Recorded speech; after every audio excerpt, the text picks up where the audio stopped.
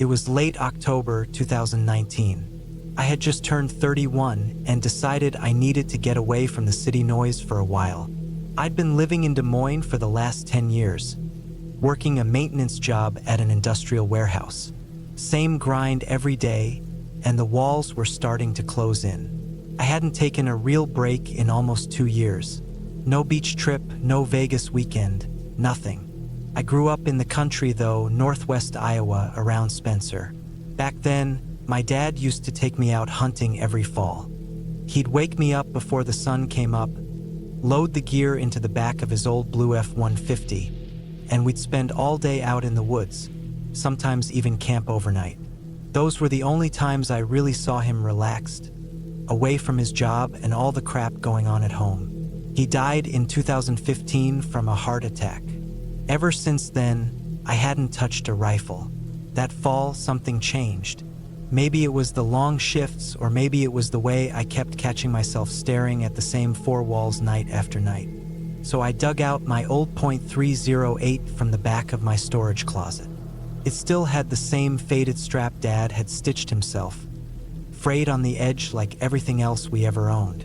I cleaned it, checked the scope, bought a new box of ammo, and drove 4 hours northwest to a public hunting area just outside Spirit Lake. I remember Dad and I camped near that place once when I was a teenager.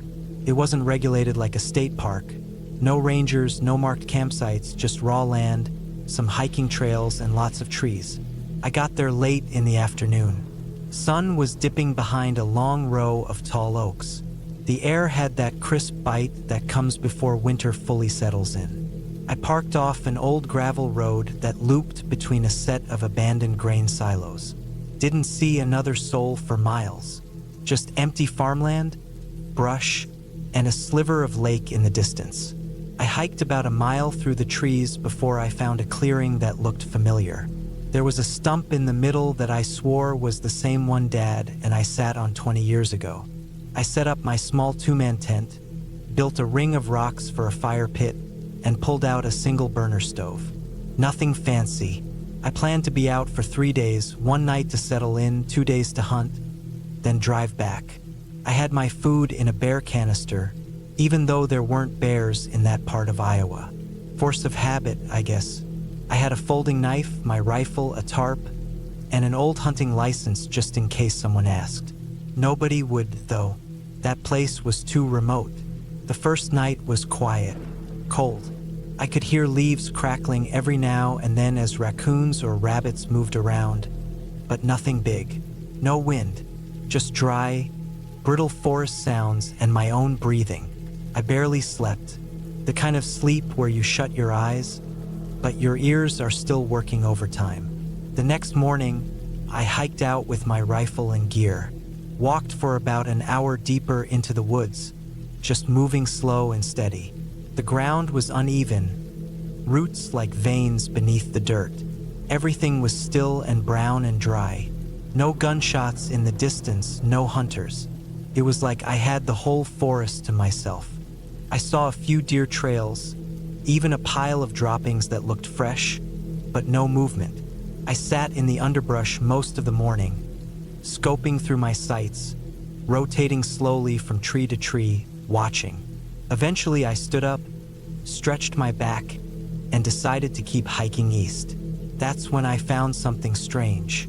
I was climbing a small ridge when I noticed a depression in the leaves ahead. At first I thought it was just a game trail, but as I got closer, I realized it was a man-made path. Not official, not wide enough to be a hiking trail, but clear enough to have been walked regularly. The leaves were mashed down in the center, and there were boot prints spaced apart like someone had walked the same way, again and again. The ground was soft enough from the morning frost that I could see fresh edges. I followed it partly out of curiosity. After about 10 minutes, I came to a clearing. There were signs of someone staying there. Stacked firewood, a small pile of used food cans half buried in the dirt, and a tarp tied between 2 trees. No tent, no gear, no people. Just enough debris to make it feel like someone had lived there recently. It didn't feel like a weekend camper though, more like someone hiding out. I crouched and checked the cans. Beans mostly. A few had mold in them. Judging by the rust on the rims and the pine needles packed around the fire pit, it had probably been weeks, maybe months. But not long enough to forget. Someone had been there, and they weren't too careful about covering their tracks. I backed away and kept going. Didn't want to hang around too long. The woods felt heavier after that. Not louder, just tighter. I kept expecting to see movement, to hear someone behind me, but every time I turned, it was empty. That evening, I got back to my camp right before sunset. I ate a can of chili, heated over the burner, and sat by the fire until it was dark enough to crawl into my sleeping bag. Again, I barely slept. Around midnight, I heard a sound, branches cracking. Not like a raccoon this time, slower, heavier. I held my breath, listening. Then nothing, just dead quiet again. Next morning, I stepped out of my tent and found a boot print near my fire pit. It wasn't mine. I always walk with a slight outward turn in my right foot from an old injury. This one was clean, narrow, and straight, pointed toward my tent. Whoever it was, they had been there during the night while I was asleep. I didn't know if they watched me or just passed through. Either way, they came close, too close. I packed up that morning, stuffed my gear into my bag, and slung the rifle over my shoulder. I wasn't ready to go home, but I wasn't going to sleep there again. I figured I'd hike another 2 or 3 miles east, deeper into the woods where I could find a new camp spot and keep some distance from whatever or whoever had come through.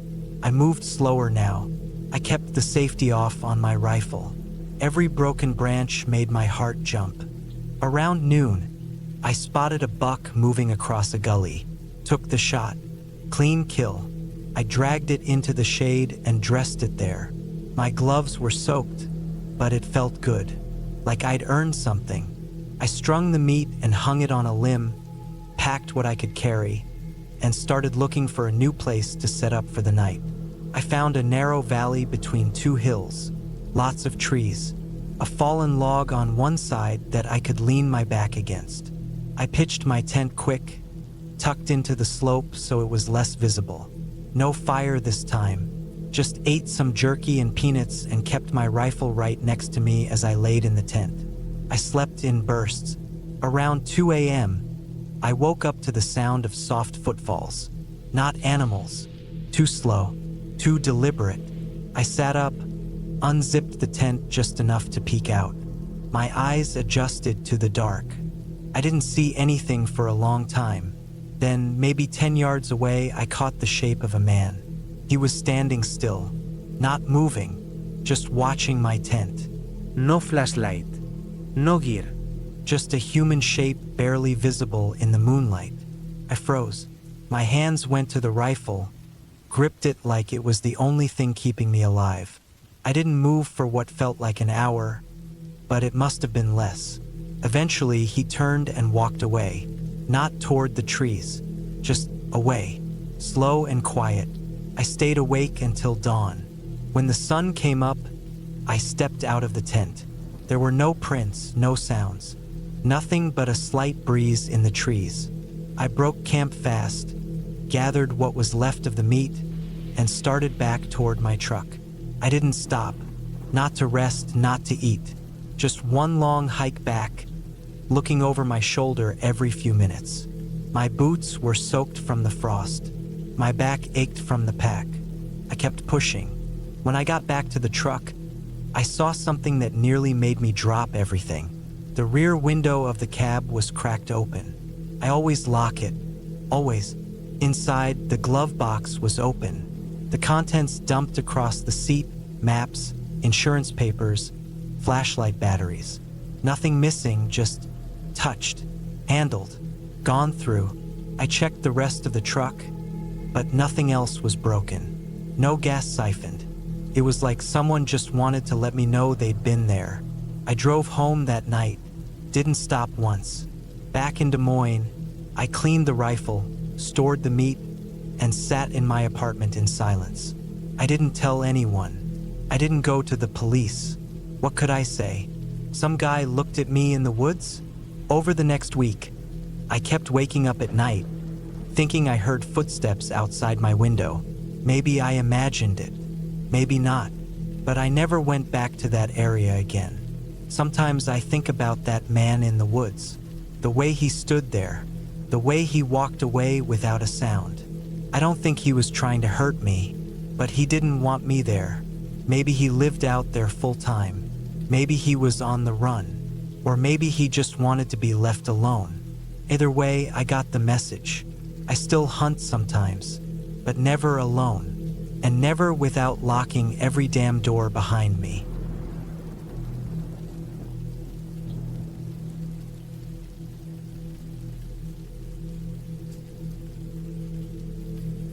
Back in the summer of 2016, I went on a camping trip with my older brother, Tyler. I was 21 at the time, and he had just turned 24. It was supposed to be a short break from life. I was still working part-time jobs between semesters, and he had just finished a long stretch at his mechanic job. We wanted something simple, just a few days out in the wild. No phones, no distractions, no people. We picked a spot in Colorado, not far from the San Juan National Forest. Tyler had been out there before on a solo trip and said it was perfect. Off-trail, high elevation, plenty of space, and not a soul for miles. He had GPS coordinates marked from his last visit. We packed light but carefully. Tent, sleeping bags, small stove, freeze-dried food, water filtration pump, bear spray, first aid kit, and a few knives. Nothing fancy. The drive from where we lived in Albuquerque took about 5 hours. It was already late afternoon by the time we parked on a small dirt road near an old fire break. We loaded up our packs and hiked in for about 2 hours. The terrain was steep in some places, mostly forested with patches of open meadow. No official trails, just wilderness. Tyler led the way using a handheld GPS and an old paper map. He was always good with directions and had a better sense of terrain than I did. We got to the spot just as the light started to dim. It was a small clearing tucked between a thick wall of trees and a rocky slope that overlooked a dry creek bed. The area was quiet, too quiet, honestly, but we didn't think much of it. We set up camp and got a small fire going. That first night was uneventful. We ate some freeze-dried chili, sat by the fire for a while, and then turned in early. No phones, no music, just nature. I remember lying in my sleeping bag, listening to the wind push through the trees and the occasional creak of the forest shifting. I slept okay, maybe woke up once or twice, but it wasn't anything unusual. The next morning, we got up early. The sky was clear, blue, with just a few clouds floating overhead. We made coffee using water from the creek, filtered and boiled, and had a quick breakfast. Tyler wanted to explore further up the slope behind our camp. Said he remembered a ridge that gave a good view of the whole valley. We left the tent and gear behind and took our small day packs with water, snacks, and our knives. The climb wasn't too bad. Took us about 40 minutes. When we got to the top, the view really was something else. You could see for miles. Dense forests below, jagged cliffs in the distance, the faint silver ribbon of the creek winding through the trees. We stayed up there for maybe 20 minutes. Then Tyler said he noticed something odd about a ridge to the northeast. It looked like there was a clearing or maybe a path that didn't match the natural lines of the forest. He was curious and wanted to check it out. I wasn't too sure, but I followed him. It took another hour to get close to the spot he'd seen. When we got there, it wasn't a path. It was a cut in the trees, a kind of unnatural gap about 5 feet wide that looked like something had been cleared out in a straight line. Not perfectly straight, but straighter than wind or animals would make. We followed it. At first, I thought maybe it was an old logging route, but there weren't any stumps or tire marks. Just this narrow, cleared path cutting through thick woods. After about 20 minutes, it led us to something I still can't explain. It was a shack. Not an old cabin or a ranger station. A shack made of mismatched wood, maybe 6 by 8 feet. No windows, just a single door that was slightly ajar. It looked abandoned. No sign of life, no footprints, no noise. But something about it felt wrong, like it didn't belong there, like it had been built in a rush or as a temporary shelter. Tyler wanted to take a look inside. I didn't, but he was already halfway to the door before I could say anything. He pushed it open and stepped inside. I stood outside, listening. After a few seconds, he came back out. His face was pale, jaw tight. He didn't say anything, just motioned for me to take a look. Inside, there were no beds, no stove, no insulation. Just a wooden floor with a small trapdoor cut into the center. Around the walls were dozens of animal bones. Mostly deer, I think. Some were wired together into odd shapes, like crude figures or dolls made of bone. There was no writing, no signs of witchcraft or anything like that. But it was enough to make my stomach turn. I didn't want to open the trapdoor. I don't think Tyler did either. We left. Quick. We made our way back to camp without talking. The whole time I kept looking over my shoulder. The woods didn't feel right anymore. I didn't hear birds. I didn't hear insects. Just our boots on the dirt and the sound of our breathing. When we got back, the fire ring we had made was scattered. Not by wind, it looked like someone had kicked it apart. One of our packs had been dragged about 10 feet and unzipped. Nothing was stolen, but things had been moved. Our knives were no longer on top of the food bag. They were stabbed into the dirt, handle up, about 6 feet from the tent. I stared at them for a long time. Tyler picked them up, dusted them off, and just said we should move camp. We packed everything in silence and hiked back toward the ridge. We found a new clearing about a mile west. It wasn't as nice, but we didn't care. That night, we didn't light a fire. We just laid in the tent, trying to sleep. I kept a knife in my sleeping bag, one hand wrapped around the handle the whole time. Every sound outside felt like footsteps. I didn't sleep much, maybe an hour or two, broken up. I heard movement near the trees just before dawn. Could have been an animal. Might not have been. The next morning, we didn't even cook breakfast. We just filtered some water, packed everything, and started the hike back to the truck. Neither of us talked much on the way out. The trees felt like they were watching us.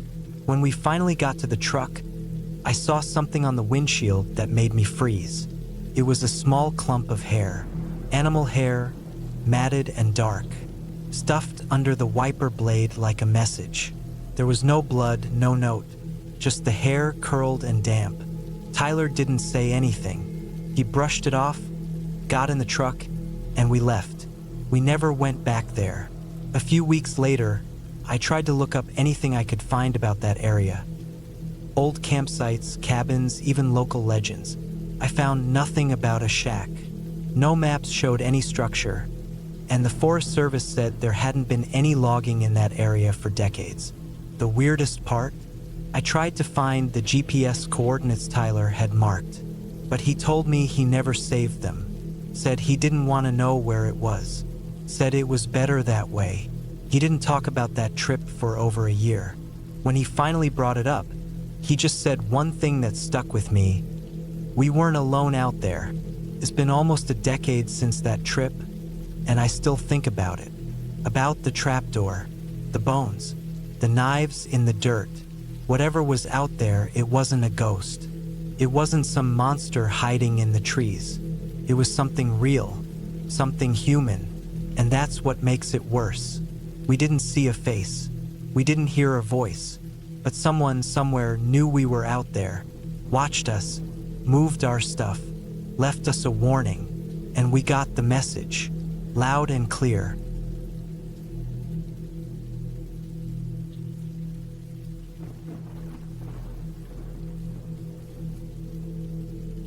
I was 27 when I decided to take some time off and go camping alone in France.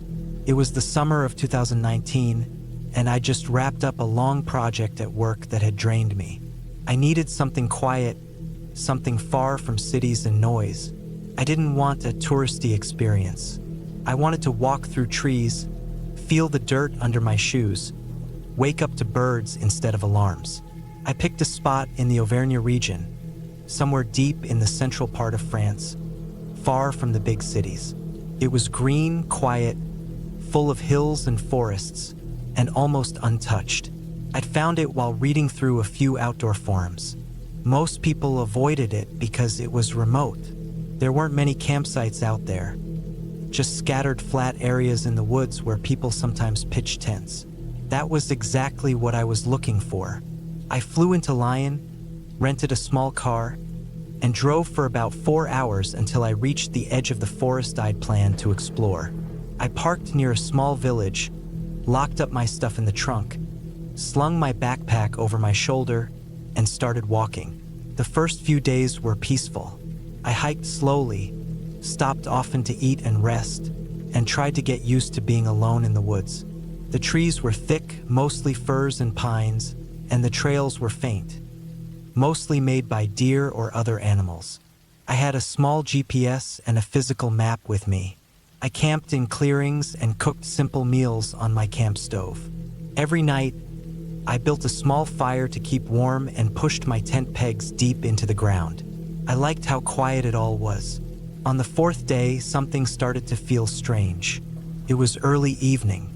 I'd found a decent spot near a shallow stream. There was a wide patch of flat grass surrounded by low trees and bushes. I set up my tent, gathered some dry branches, and built a small fire. I remember sitting there, eating a can of beans and listening to the forest settle as the sun went down. The air got cooler. Birds quieted. Everything became still, which I had started to enjoy. Then I noticed something that didn't belong. Across the stream, maybe 30 meters away, just on the edge where the trees thickened, I saw a man standing between the trunks. He wasn't walking or moving. He was just there, staring in my direction. I froze, spoon halfway to my mouth. At first I thought it might have been a tree or maybe a shadow, but the more I looked, the more I could see the shape was wrong for a tree. He had a jacket on, something dark. He was tall, maybe in his 40s or 50s, and just standing completely still, facing me. His hands were by his sides. No bag. No dog. No gear. Just him, unmoving. I kept staring for a while.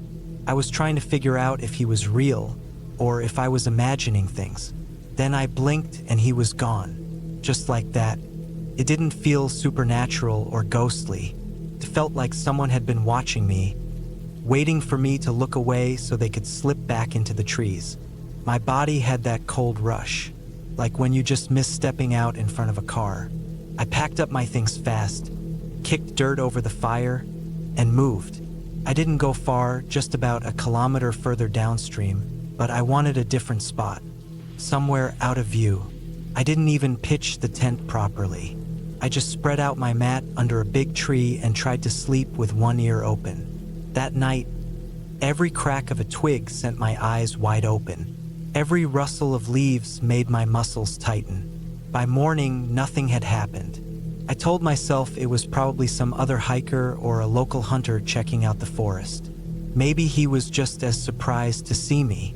I shook it off and moved deeper into the woods. But I kept seeing little things that didn't make sense over the next 2 days. Twice I found boot prints on narrow trails I thought I'd been the only one walking on. Once I noticed a broken tree branch that looked fresh, like someone had brushed through it not long before me. Another time, while filling my bottle in a small spring, I found a piece of string tied to a rock near the water. Just a short piece of red string, new, clean. It wasn't mine. It didn't look like trash either. It looked placed. The worst was on the 6th night. I'd made it to a higher point in the hills, maybe 6 or 7 kilometers from the last village on my map. The trees were thinner here, and the land sloped more. I found a small clearing with soft moss underfoot and decided to camp there. I built a fire again and made some pasta with powdered sauce. I was trying to convince myself the weirdness was in my head. I sat for a long time, staring at the flames, eating slowly. Just as I was packing up my pot, I heard a sound that froze me. It was the unmistakable click of a camera shutter. Not close, maybe 50 or 60 meters away, but clear, crisp, like someone had taken a picture from the trees. I stood up. My head turned fast toward the direction it came from, but all I saw were trees and shadows. I didn't even grab my bag. I turned off my lamp, left the fire burning low, and ran. I knew it was a bad idea to move fast in the dark, but my body had taken over. My heart was pounding. I ran maybe 200 meters downhill and ducked behind a fallen tree. I waited there in the dark, trying not to breathe too loud. The next hour was long. I didn't hear anything else. No steps. No voices. No more clicks. When I finally went back to my campsite, everything was still there. But now my tent flap was open. I never leave it open. Ever. Inside, nothing looked stolen. But the zipper tab was muddy, like someone had touched it with dirty fingers. That was it for me. I packed up before sunrise. I didn't even cook breakfast. I wanted out. Instead of following the path I'd planned, I turned back toward the small village I'd started from. It would take me a full day of walking, maybe more, but I didn't care. I walked fast and didn't stop for long breaks. I checked behind me constantly. I didn't see anyone, but the feeling stayed, the heavy pressure that someone was close. That night, I didn't camp. I found a crumbling stone shed off a dirt road and stayed inside. It didn't have a roof, but at least it had walls. I didn't sleep much, just sat there with a small fire, facing the doorway, knife in hand. By the next afternoon, I reached the edge of the forest and saw the small church spire of the village in the distance. I followed the road down, legs sore, throat dry, shoes caked in mud. I didn't look back. I found my car where I'd left it, untouched. I locked the doors as soon as I got in, and I didn't stop driving until I reached Lyon that night. I booked a hotel room, took the longest shower of my life, and didn't leave the room again until my flight the next day. I never reported it. I didn't know what I would even say. A man watched me from the woods? There was no law against standing in trees or taking pictures. He hadn't attacked me. He hadn't said a word. But it didn't feel right.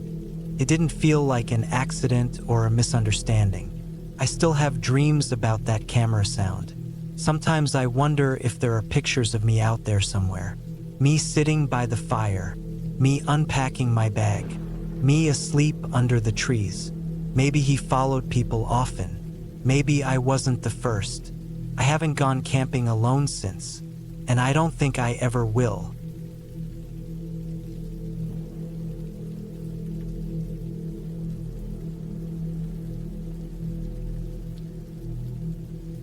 It was early November 2018, and the air in northern Georgia had just started to cool down enough to make sleeping outside bearable.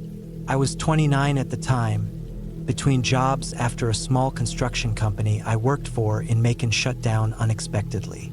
I had a little money saved up and not much else going on, so I decided to take a week for myself and camp in a few strange or out-of-the-way places. I'd always had a fascination with forgotten spots. Old buildings, drained ponds, rail lines that had trees growing up through them. But graveyards had always held my attention the most. Not in a creepy or ghost-obsessed way, just something about the stillness of them, the way they feel frozen in time. I found an old cemetery on Google Maps that didn't even have a full name, just Old Gibson Cemetery, about 10 miles west of a tiny town called Worthen. The satellite view showed maybe 15 headstones, with a dirt access path cutting through some brush and woods. No clear roads nearby, and not much traffic on satellite images. That was perfect. I wanted quiet. I wanted a night away from everything, and I didn't want to deal with curious people or park rangers. I packed light.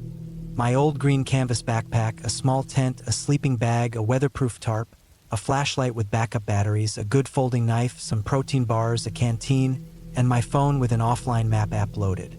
I also carried a stainless steel thermos full of coffee.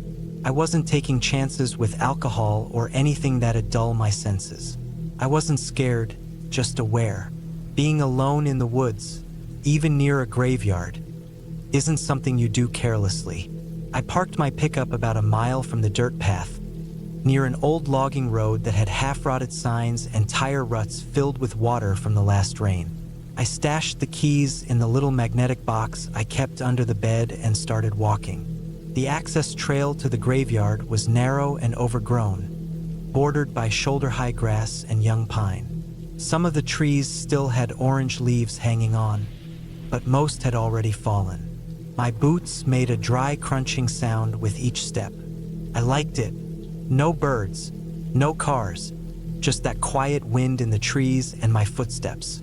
By the time I made it to the clearing, the sun was low behind the trees, casting long shadows across the uneven ground. The cemetery looked just like I'd expected, small, forgotten, unkempt.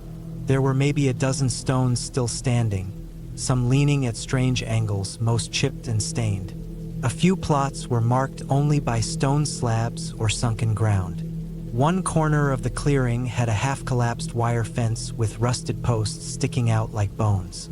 There were no signs, no memorial benches, no flowers. Just the still air, the dry scent of pine needles, and the remains of lives long past.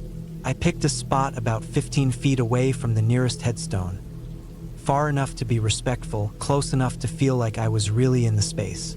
I cleared the leaves and pine straw away, laid out the tarp, and pitched my little one-man tent. I stashed my food and thermos inside and took a slow walk through the graveyard. Most of the headstones were from the 1800s, with dates worn almost smooth. One stone had a name I could just make out: Martha Green, 1852 to 1891. That's all it said. No epitaph. A few smaller stones nearby had initials, probably children. I stood there for a while, trying to picture who she was, what life was like here back then. It was getting darker fast, and the sky above the tree line had turned a deep navy blue. No clouds, no moon yet. By 7, it was nearly pitch black, and the cold was sinking in faster than I expected. I crawled into the tent, zipped up tight, and sipped lukewarm coffee from the thermos. The ground was hard, but I didn't mind. I had a thick pad under my sleeping bag, and the silence was comforting at first. But something about the place started to press down on me. Not in a haunted way, more like a creeping awareness. Every leaf that crunched in the woods sounded sharper. Every shift of wind felt a little too deliberate.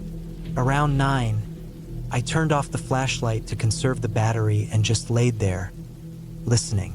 My breath fogged in the air, even inside the tent. I could hear the occasional snap of a twig somewhere outside, maybe a raccoon or possum. I've spent enough nights outside to know how normal that is. But something about the pacing of the sounds didn't sit right. It wasn't random, like an animal rooting around. It was steady, spaced out. Crunch, wait, crunch. I held my breath and listened. The sounds circled slowly, maybe 20 feet out, always staying just beyond the edge of the graveyard clearing. I could picture it. Someone walking, careful, slow. Not trying to sneak, just not in a hurry. I thought about calling out, but I had no cell service and no desire to make my presence known. Instead, I reached quietly for my folding knife and sat upright, ears straining. The footsteps stopped. Total silence. Not even wind. I held still for 5 minutes, maybe more. Then came a different sound, something metal. A soft, dragging scrape. It was faint, but sharp, like a shovel or chain being moved over rock. That sound didn't belong. I stayed in the tent, heart pounding, knife clutched tight. I waited nearly an hour without moving. No more footsteps, no more metal, just the occasional rustle of wind. Eventually, I started to think maybe it was just my imagination amplifying ordinary noises. Maybe a deer brushed something. Maybe an old fence post had shifted. I forced myself to lie back down and close my eyes. I slept lightly, drifting in and out. At some point deep in the night, I woke to a different sound, closer. Something bumped against the tent wall. A soft tap. I froze. The fabric shifted slightly, like a hand pressing in, then it was gone. I didn't breathe for what felt like minutes. I stayed frozen in that position until the sky finally began to lighten outside the tent. At first light, I unzipped the tent and looked around. Everything looked normal at first glance. But then I noticed the dirt near one of the graves had been disturbed. It was subtle but clear. Someone had scraped away the top layer of leaves and soil in a roughly rectangular shape. No shovel marks, no tools left behind. Just the raw earth about 3 feet long and a foot wide, exposed like someone was starting to dig, then stopped. There were boot prints too, deep ones older than mine, not matching the tread of my boots. I followed them to the edge of the clearing and into the woods, but they vanished in the leaf litter before long. I stood there for a while, staring at the trees, waiting to hear or see something, but the woods were empty. I packed up everything as quickly as I could without leaving a trace. I didn't feel scared exactly, more like hunted, observed, watched not by ghosts, but by someone who'd been there before me, someone who might come back. When I got to my truck, I checked under it before unlocking the door. Nothing there. I got in, locked the doors, and drove straight out of Warthen, barely stopping until I hit the highway. For days afterward, I couldn't shake the feeling. I didn't go back to that area, didn't report anything. What would I even say? I still camp, still go into the woods, but I've never camped near another graveyard, and I never will. There was no ghost, no supernatural force, just a presence, real, human, and quiet. Someone using that forgotten place for reasons I don't want to understand. I don't know if they were digging something up or preparing to bury something. I didn't stay to find out. All I know is I was lucky that night. Lucky I didn't open the tent. Lucky they left. And lucky I never went back.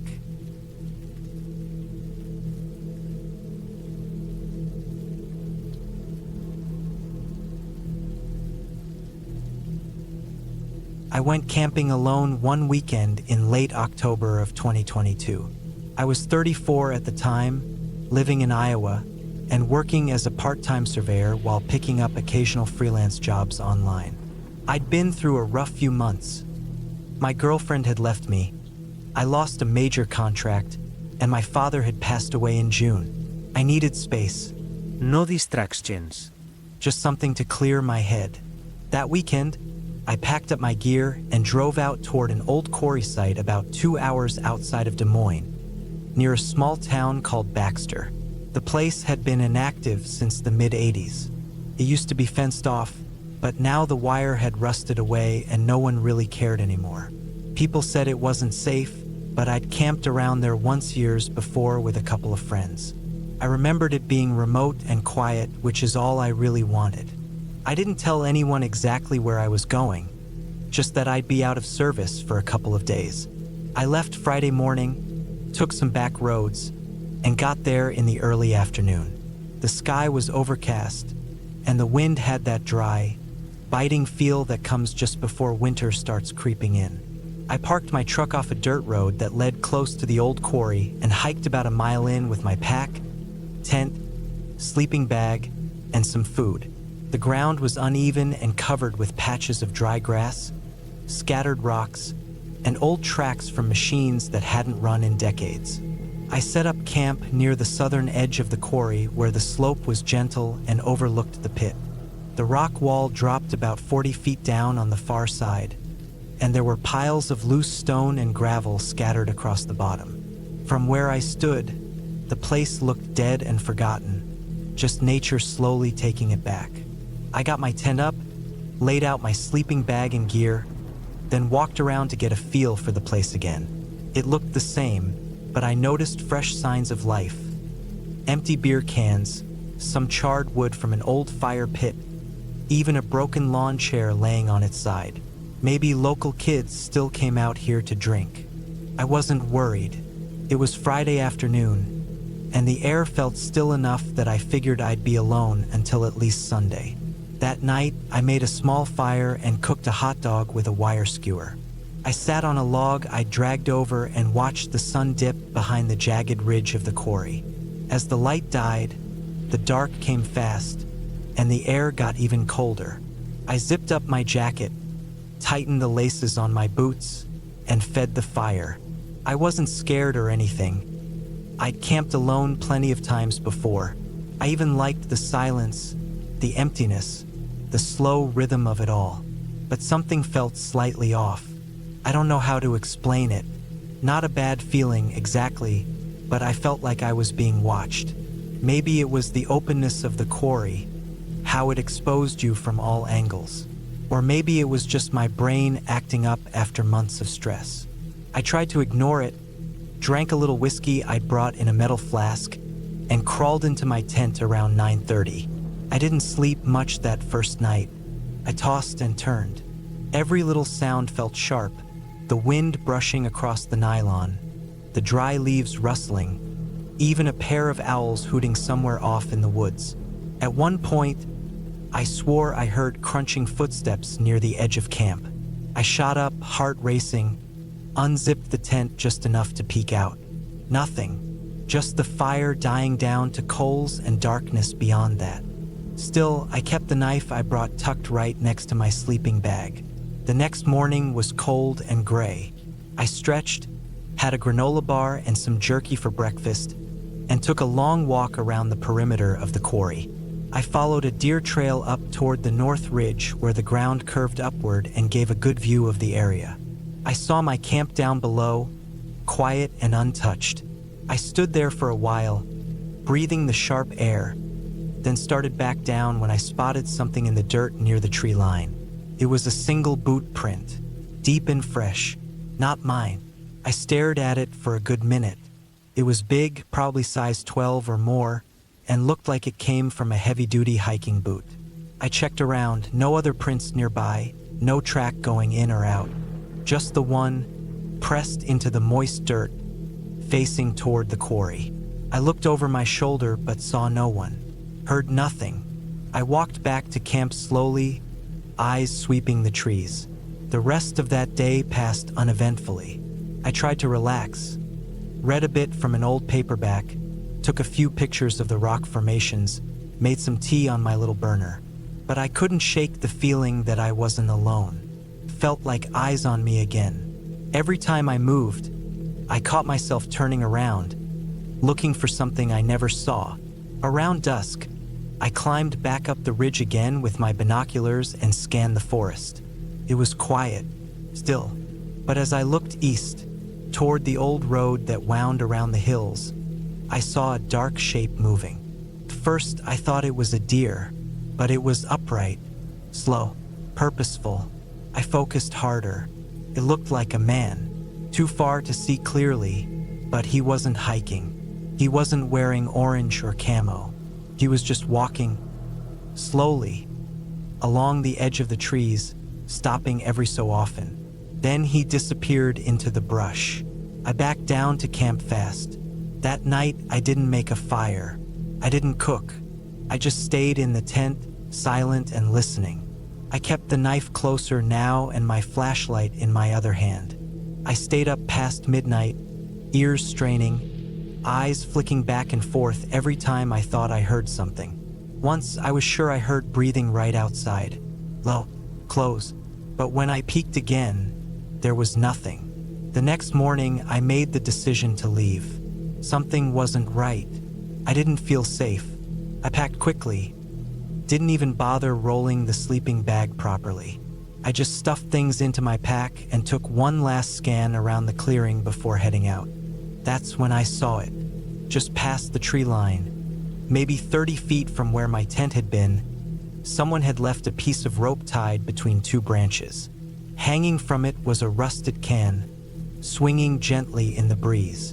Beneath it was a pile of small bones, animal bones, probably a rabbit or a raccoon, arranged carefully in a ring.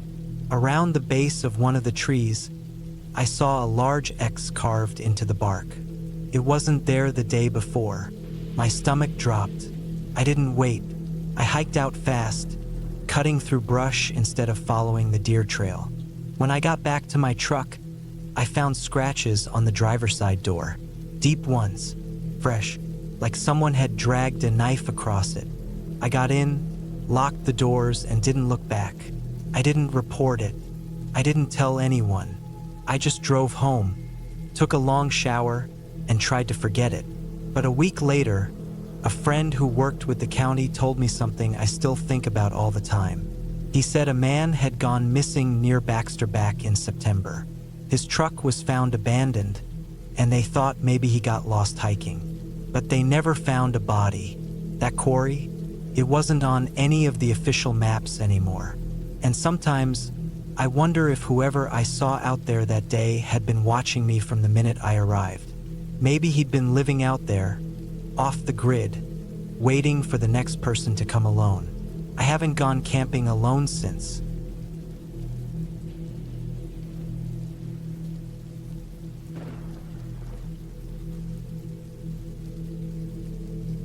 I was 32 the year I took a week off work and drove up to Colorado to do some solo camping in the San Juan National Forest. It was early September 2022. I remember the weather because I checked it obsessively before I left. The forecast said it'd be cool, dry, with chilly nights but no rain. Perfect conditions.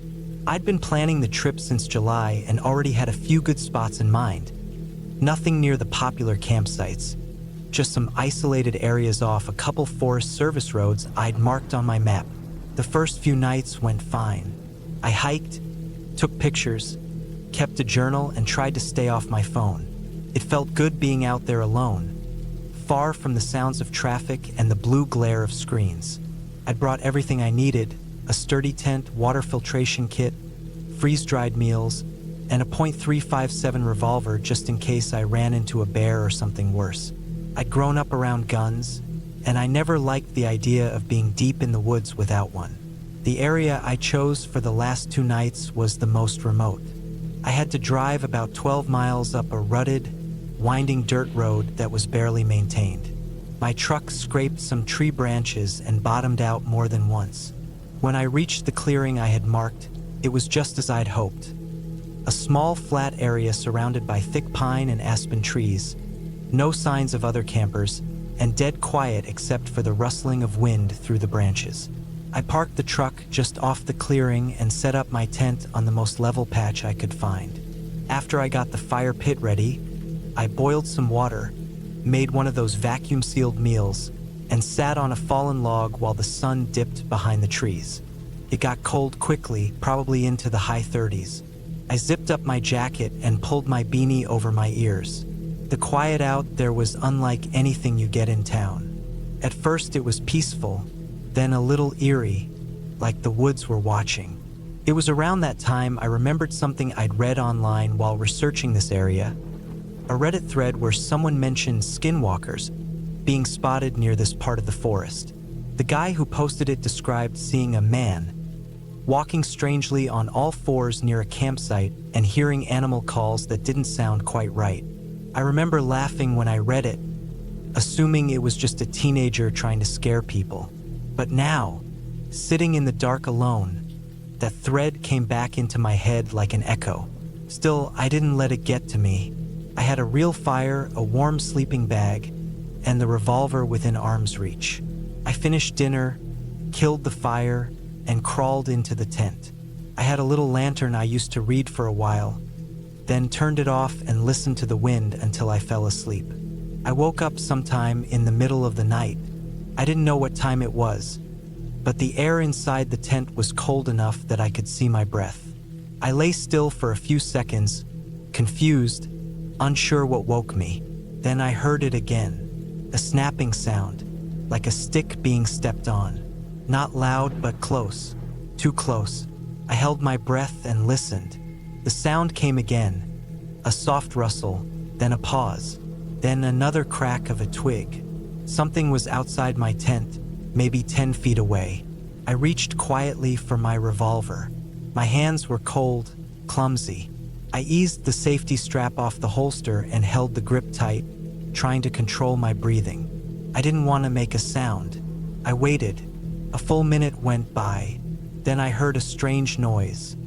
Not a growl, Not quite a snort either, but something between an animal and a human. It made my skin crawl. It sounded like it was trying to mimic something. Not quite a voice, not quite an animal call. Like something trying to figure out how to sound like both. Another rustle, then silence again. I stayed awake the rest of the night, gripping the revolver with both hands, afraid to even shift my weight. I didn't hear anything else, but I could feel something. Not fear, exactly, but like I was being observed, studied. By morning, the ground around the tent had a thin layer of frost. I stepped outside slowly, gun still drawn, and looked around. Nothing. No tracks, at least not that I could see clearly. But I did find something weird. Just beyond the fire pit, a small pile of stones had been stacked, maybe 6 or 7 high, balanced, deliberate. I hadn't done that. It hadn't been there the night before.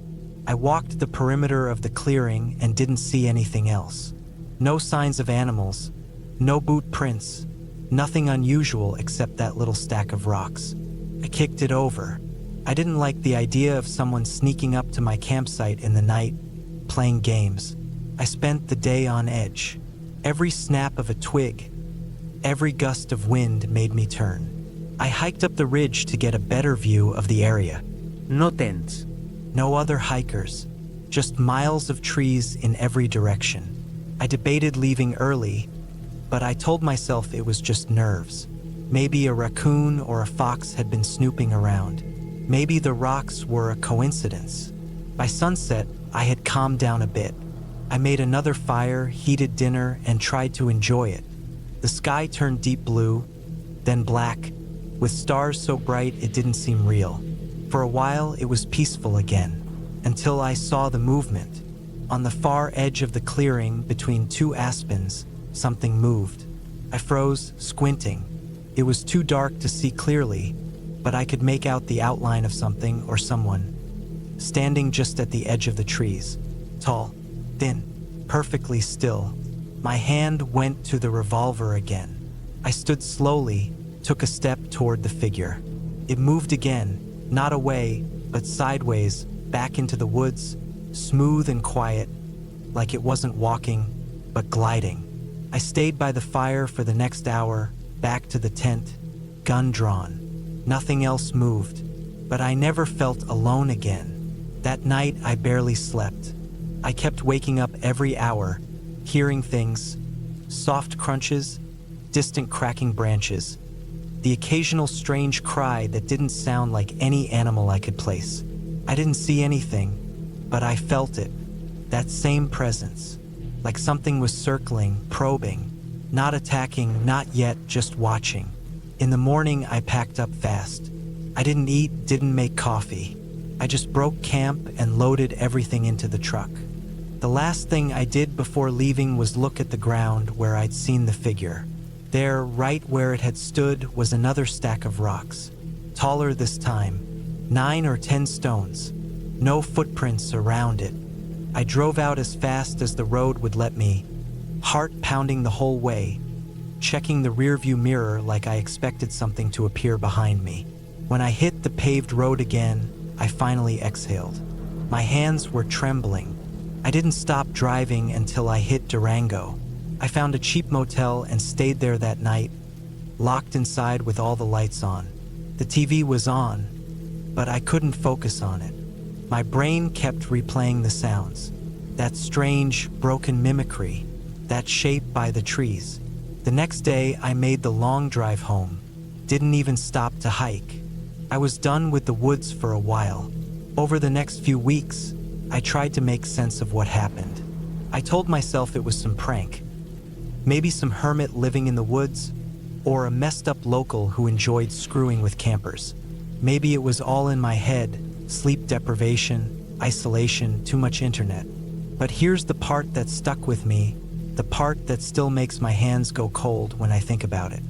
A few days after I got home, I was going through photos on my phone. Most were nature shots, trees, hills, my truck by the clearing. But one of them, a shot I didn't remember taking, showed my campfire at night, flames low, the tent lit from the inside.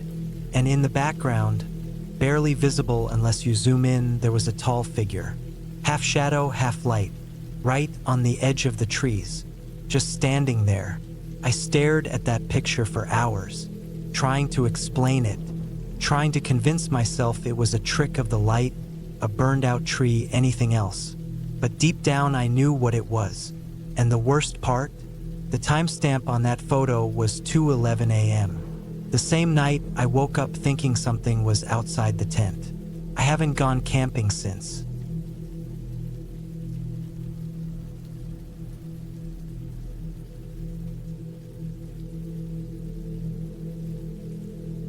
I was 35 when I decided to take a solo camping trip through northern Arkansas. It was October 2021, early in the month. The air was cool, not yet cold, and the leaves were just starting to change color. That time of year always pulled me outside. I'd been feeling a bit worn down by work and thought a weekend in the woods would help clear my head. I'd camped solo before, maybe a dozen times over the years. I wasn't some wilderness expert, but I knew how to read a map, start a fire, and take care of myself. I'd never had a bad experience. That probably made me a little too confident. The spot I picked was in the Ozark National Forest, about 3 hours from where I lived in Conway. I chose a section near a small offshoot trail, not far from Richland Creek. I found it on a forum where people posted lesser-known camping spots. A guy there mentioned it had good views and was far enough off the main trail to be quiet. I left early Friday morning with my pack full, tent, food, water purifier, knife, sleeping bag, all the usual stuff. I parked my truck near a service road that hadn't seen maintenance in a long time, hiked about 5 miles in, then followed the offshoot trail another half mile until it just faded into the woods. That was the spot. There wasn't anyone else around. No tents, no hikers, nothing. Just wind and leaves. The first night was calm. I set up camp in a small clearing under some oaks and pines. I made a small fire using what I'd collected and ate a couple of freeze-dried meals while watching the light fade behind the trees. The sky was clear, and I could see stars through the branches. It was quiet, really quiet, just the sound of bugs and the occasional rustle in the brush. I had my bear spray and my knife nearby, not that I thought I'd need them. I fell asleep a little after 10 p.m. and woke up once around 2 a.m. to pee. When I stepped out of the tent, the air was colder than I expected. I heard something crunch in the woods, maybe 30 yards away. I froze, stopped too. After a few seconds, I heard it again, 2 slow steps. Then silence. Could have been a deer or a raccoon. I didn't hear anything else after that. I zipped back into the tent and tried to fall asleep. I did eventually, but it took longer than I'd admit to anyone. The next morning, I woke up around 7. The sky was overcast, and the air felt damp, like it might rain later. I made some instant coffee, ate a granola bar, and went exploring. I didn't have a strict plan. I wandered maybe a mile out from camp in a wide loop, checking out the creek and looking for anything interesting, animal tracks, old trees, whatever. About a quarter mile northeast of my tent, I found something strange. It was a small clearing. Dead center, someone had laid out a circle of rocks, maybe 3 feet wide. Inside the circle were some bones. I'm not a hunter, but I know enough to recognize deer bones. These had been cleaned off, picked dry, not fresh. Around the circle were more rocks. 5 of them, taller than the others, spaced out like markers. It looked like someone had arranged them deliberately. I don't mean a natural pile or something kids would make. This was careful, purposeful. I don't know why, but it gave me a bad feeling. I backed out of there and walked back to camp. I told myself it was just something a hunter or a weird bushcrafter had done. Maybe a makeshift fire pit that got repurposed. Still, I didn't feel right about it. I thought about packing up and moving to a more well-known spot, but I'd already set up and didn't feel like hauling my stuff out again. I stayed. That afternoon, it drizzled a bit. Not enough to soak through my tarp, but enough to keep me near the fire. I carved a little from a stick I found, wrote in my notebook, tried to keep myself distracted. But that feeling stayed with me, like something was just slightly off. When it got dark, the unease grew worse. I didn't hear anything out of place, but every normal sound made me jump. Leaves rustling, twigs cracking. It's strange how loud the woods get when you're already on edge. I went to bed around 9:30, hoping sleep would take over before my imagination got worse. Didn't. I woke up again in the middle of the night, maybe 1:45 a.m. this time. I don't know what woke me. I wasn't cold. I didn't have to pee. I just opened my eyes and felt off, like someone had just walked past the tent. I didn't hear anything at first, but I stayed still and listened. Then I heard a crack, like someone stepping on a branch. This time it wasn't far, maybe 15 feet away. I held my breath, then another step, then silence again. I slowly reached over to where I'd left my knife. My hand was shaking. Another crack, closer, 10 feet maybe, then silence. And then, I'm not kidding, I heard breathing. It was low, quiet, but it was there. Not an animal, not a bare huff. It sounded human. I didn't move. I didn't even blink. I just lay there, holding my breath, knife in hand, and stared at the nylon ceiling of my tent. I couldn't tell how long it went on. Maybe 10 seconds, maybe 2 minutes. Then it stopped. I heard one more step, going the other direction, and then nothing. Eventually I fell asleep. I think my brain just shut off out of exhaustion or fear. When I woke up, it was already light. The air smelled like rain, and the sky was heavy with clouds. I stepped out of the tent and looked around. Nothing was touched. No footprints I could find. No signs that anything had come through. But I know what I heard. I packed up camp in record time. I should have gone straight back to the truck. I really should have. But some stupid part of me needed to check that stone circle one more time. I don't know why. Maybe I thought I'd find a clue. Maybe I thought I imagined it the first time. I hiked back to it, heart racing. The bones were still there, but the rocks had changed. Those 5 standing stones were knocked over, and there were footprints in the soft dirt. 2 sets, one smaller, one larger, fresh, the kind you don't miss if you're looking. And in the center of the circle, someone had placed something new. It was a small pile of hair, brown, matted, damp, human-looking. It was shaped like a ponytail, but clumped and messy. It wasn't there yesterday. I swear it. I turned and ran. I don't care how far in I was. I didn't stop until I was back at my truck, soaked with sweat, heart pounding. I didn't eat, didn't drink. I just drove. I didn't tell anyone at first. What would I say? Hey, I found some bones and hair and heard breathing outside my tent? Who's going to believe that? But a few weeks later, I did some searching. Quietly, I found a news article from 2019 about a missing hiker. A woman, late 20s, brown hair, last seen near the same area. Search and rescue never found her. Nothing. Her car was still at the trailhead. The article showed a picture of her. She had a long brown ponytail. I still don't know what I walked into. Maybe it was a campsite someone didn't want me to find. Maybe it was something worse. A hunting spot for something other than deer.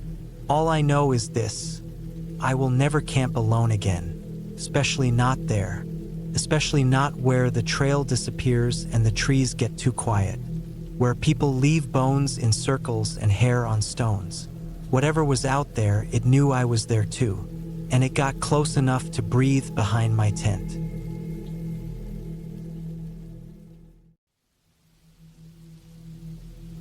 It was late October 2022. I remember the exact week because I had just quit my job. I didn't tell anyone, not even my parents, that I was heading out into the woods. I'd had enough of people for a while. Enough of looking over my shoulder. Enough of acting normal. I needed to breathe somewhere quiet and cold. somewhere I wouldn't bump into anyone I knew. 3 months earlier, my boss's mother had died. Her name was Jean. Everyone in the office liked her or pretended they did. She wasn't someone I ever really got to know personally, but I saw her often enough. She'd visit our small logistics office every month or two to check in with her son, David. Sometimes she'd bring cookies or sandwiches, always store-bought, always with a tight-lipped smile. Jean reminded me of the kind of woman who used to be a teacher or a nurse, the kind who had too much control and not enough warmth. She wore those big coats with flower prints and always parked perfectly straight. I wouldn't have thought about her much at all if it wasn't for what happened after she died. I was the one who hit her. It was a rainy Wednesday morning. I had worked late the night before, was running on 4 hours of sleep, and was in a rush to make it to a meeting. I didn't even see her step into the crosswalk. I was doing just under the limit, maybe 35, but she came out from between 2 parked cars without looking. I hit the brakes too late. The sound of her head hitting the windshield still hasn't left me. I can picture the spiderweb crack in the glass and her face, limp and sideways on the asphalt. She died on the spot. They said later she was carrying some paperwork for her son. She was always helping him out with office errands. The police said it wasn't my fault. She hadn't looked. I hadn't been speeding. There was no alcohol, no drugs, no phone involved. Just rain, tiredness, and bad timing. Her son, my boss, didn't say much to me after that. Just nodded when we crossed paths. I stayed on a few weeks longer, then handed in my resignation. No party, no farewell email. Just gone. It should have ended there, but I kept dreaming about her. Not ghosts, not anything like that. Just memories. Her head jerking when I hit the brakes. The back of her coat as she walked into the office. The way she smelled like powder and cold perfume. I'd wake up gasping, heart racing. I felt watched. Not haunted, not cursed. Just like I was still in that moment, still behind the wheel. It was eating at me even if no one blamed me. So I went north. I had an old tent from a trip I took years ago. Still held up, though the poles were rusty. I packed a cooler, my folding chair, a tarp, a couple small gas canisters, a cast iron pan, and a big hunting knife I'd never used. I told myself I was just going to get out of town for a bit, just clear my head. I headed up toward the Ontario wilderness, near the edge of Algonquin Park. Not one of the big public campgrounds, somewhere quieter. I found an old forestry road a few hours outside of Huntsville, barely used, with no signs, no gates, and nothing on Google Maps past a certain bend. I drove until my car couldn't go anymore, then parked it on a patch of gravel and walked another 30 minutes into the bush with my gear strapped to my back. The air felt clean, sharp, that kind of cold that wakes you up behind your eyes. The leaves were all turning red, gold, and orange. The floor of the woods was soft with rot and pine needles. I found a small flat spot near a shallow stream and pitched the tent. No one for miles. No cell signal. That was the point. I stayed quiet for the first couple of days. Ate beans and oatmeal. Boiled water. Built a fire when I could find dry wood. The ground was rough and the nights were colder than I expected. But I didn't mind it. It was honest. No beeping, nos cranes, no coworkers. Just wind, water, birds, and my thoughts. By the 4th day, I started to roam farther from camp. I wasn't trying to find anything. I just wanted to move. My legs ached from crouching and sleeping on thin foam. Around noon, I followed the stream uphill, where the land sloped into a shallow valley. The trees were older there, taller, thicker. Birch and sugar maple gave way to darker pine. The light thinned. I walked for maybe an hour. That's when I found the cabin. It wasn't marked on any maps I had. Just a small gray-brown box sitting under a huge black spruce, half hidden by the slope. The walls were old but intact, the roof slightly caved on one side, the door closed. A faded metal stovepipe jutted from the back. The windows were boarded, but not recently. I could tell no one had been out there in a long time. There was no path, no trash, no woodpile. Just that cabin, quiet and still. I should have left, but I didn't. I walked a circle around it, slowly. The door had a rusted handle, but no lock. I pushed it open. Inside, it smelled like dry earth, dust, and old wood. There was a single cot on the left, covered in a rotted wool blanket. A crate of yellowing books. A metal table. A kerosene lamp. Everything was coated in grime and mouse droppings. In the corner sat a green thermos and a pair of rubber boots. There were 3 chipped mugs on a shelf, and under the table, a set of bent forks and spoons in a jar. It wasn't just an old shack. Someone had lived here. Not long-term, maybe, but long enough to leave things behind. I didn't connect the dots until I saw the picture frame. It was under the cot, half buried in dust. I pulled it out, wiped the glass with my sleeve. It was a photograph, grainy, sun-faded. A woman sitting on a wooden porch, holding a mug in her lap. Short hair, big smile, wide coat with a floral pattern. It was Jean. It hit me like a gut punch. My knees went loose and I sat down hard on the edge of the cot. I stared at the photo, trying to make sense of it. Her smile, her hands, the pattern on her coat. I knew that face. I knew those eyes. She had come here. Maybe not recently, but she had. I checked the books. Most were old field guides and some paperback novels. One of the guides had her name scribbled inside the front cover in faded blue ink. J. Weston. That was her last name. Weston. The cold in the cabin suddenly felt heavier. The air had weight. My ears felt plugged, like the pressure had shifted. I stayed just a few more minutes, then walked back fast. Not running, just fast. I told myself I'd stumbled into a coincidence. A random cabin, maybe used by locals. Maybe someone donated the books. Maybe I just imagined her in the photo. But I couldn't shake the feeling in my stomach. That sinking twist that tells you when something's not right. Back at camp, I couldn't relax. My thoughts kept circling. Why would she have been up here?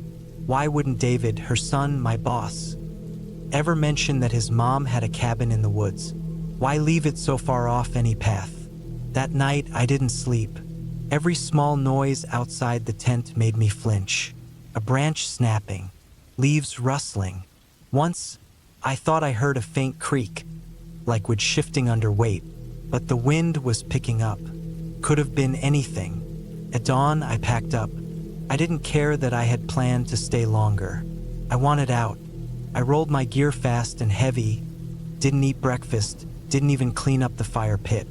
As I was heading back to the car, I had to pass near the cabin again. I thought about skirting around it, giving it a wide berth, but something pulled at me, a need to understand. So I went back. The door was still shut. Inside, nothing had changed.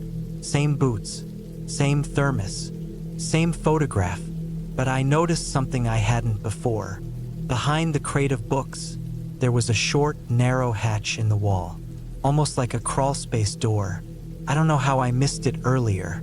It had a simple wooden handle and was nailed shut with 2 small, rusty tacks. I don't know what made me pull them out, but I did. The hatch creaked open, revealing a shallow space lined with old blankets. It looked like someone had slept there recently. The fabric was too clean. No dust. No mouse droppings. No smell of rot. And in the back corner, something metal glinted in the light. A car key. I picked it up. It had a plastic fob. A Honda logo. Just one key on the ring. My stomach clenched. Jean had driven a red Honda Civic. The same model I'd seen outside the office a dozen times. The same car that was towed away after the accident. But this key wasn't rusted. It wasn't old. It looked like it had been used in the last year. I don't know how long I stood there holding it. Eventually, I put it back, shut the hatch, pulled the tacks back in with my fingers. I didn't want to know more. Not really. I left the cabin and didn't look back. When I got to the car, I drove fast. I didn't stop until I was out of the woods, past the paved roads, back on the highway with the trees shrinking in my rear view. I didn't tell anyone. Not the police. Not David. Not anyone. I didn't go back to the area again. I never figured out why she had a cabin there, or why it looked like someone had been living in it recently. I never learned who that second sleeping spot belonged to. Maybe it was hers. Maybe it was someone else's. But I've stopped trying to guess. All I know is that I passed by something I was never supposed to find. And it changed me. I still see her sometimes. Not in dreams, but in the corners of old parking lots, in the glint of a red Civic tail light, in the quiet look of an older woman walking alone with a purpose I can't understand. I didn't mean to find her cabin, and I don't think she meant for anyone to find it either, but I did, and now I live with that, every single day.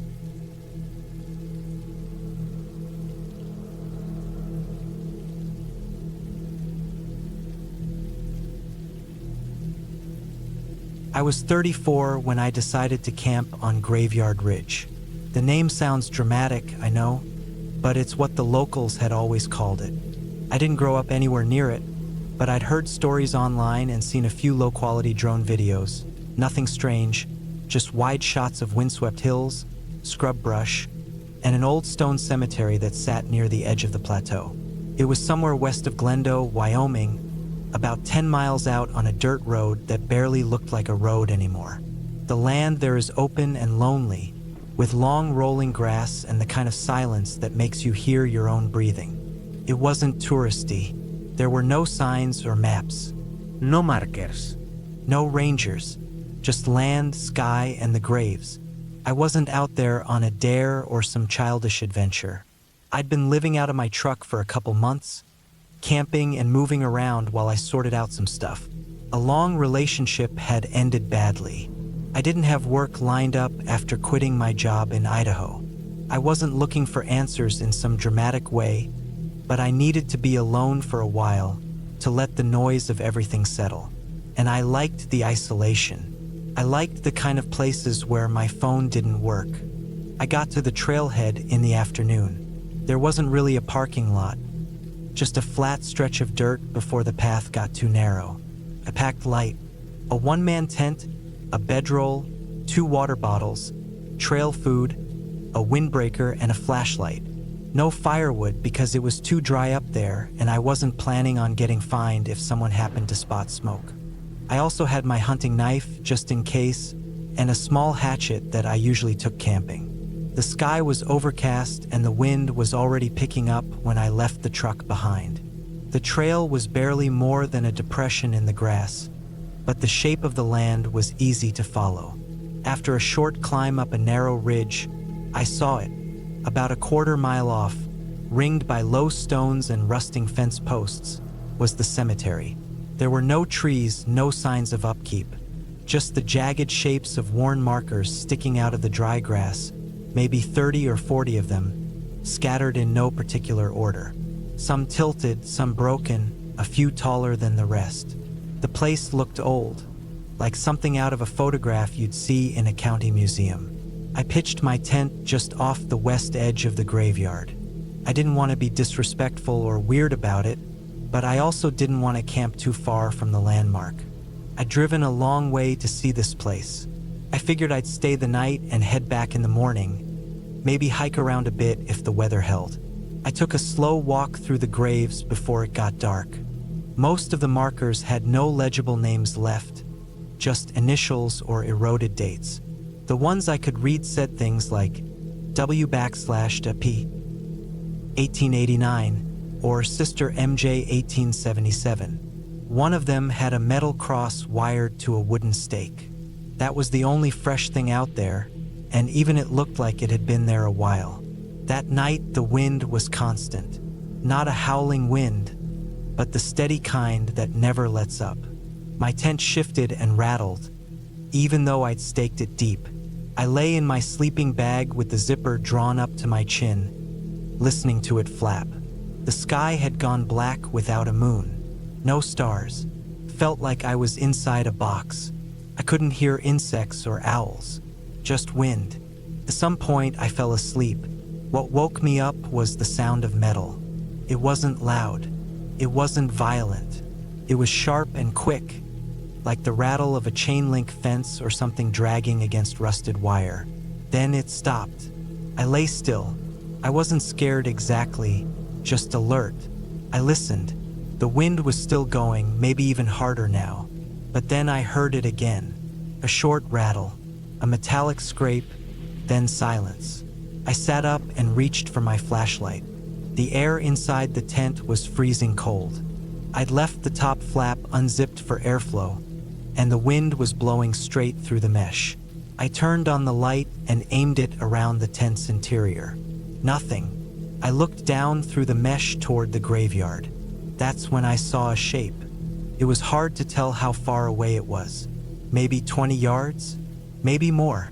It was standing, definitely standing, between two grave markers.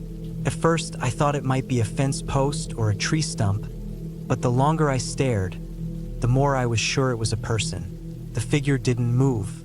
It just stood there. No flashlight. No lantern. Just a black shape in the dark. I didn't move.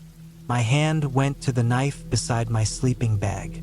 I kept watching, and then it bent over. I watched it slowly lean forward at the waist, like someone inspecting something on the ground. It held that shape for maybe 5 seconds. Then it straightened, then turned, then took 2 steps to the left, and bent over again. It was inspecting the graves. I didn't breathe, couldn't. Something in me said not to move, not to make noise. The figure repeated the motion 3 more times. Bend, pause, straighten, move, bend. Each time, it seemed to be checking a different grave. Eventually, it walked directly away from me, past the edge of the graveyard and out of sight behind a low rise. I waited. I sat still for almost an hour. I don't know how long exactly, it felt like forever. I didn't hear anything else. No more metal sounds. No footsteps. Nothing.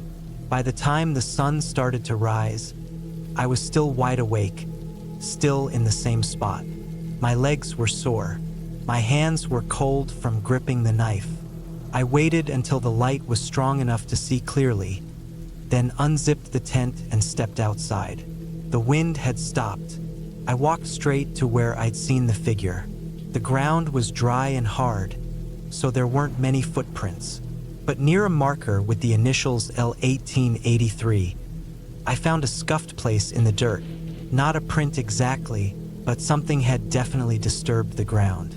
Just beside it was a bent piece of rusted wire, maybe from one of the old fence lines. That was probably what had made the metallic sound. I circled the whole cemetery and then walked out past the low rise where the figure had disappeared. There was nothing. No tent. No footprints. No vehicle tracks. Just grass and more open land. That day, I didn't pack up. I should have, but I didn't. I told myself it could have been another hiker. Someone who wandered up here, same as me. Maybe they couldn't sleep and just walked around. Still, the way they moved, the slow bending, the silence, it didn't feel like a hiker.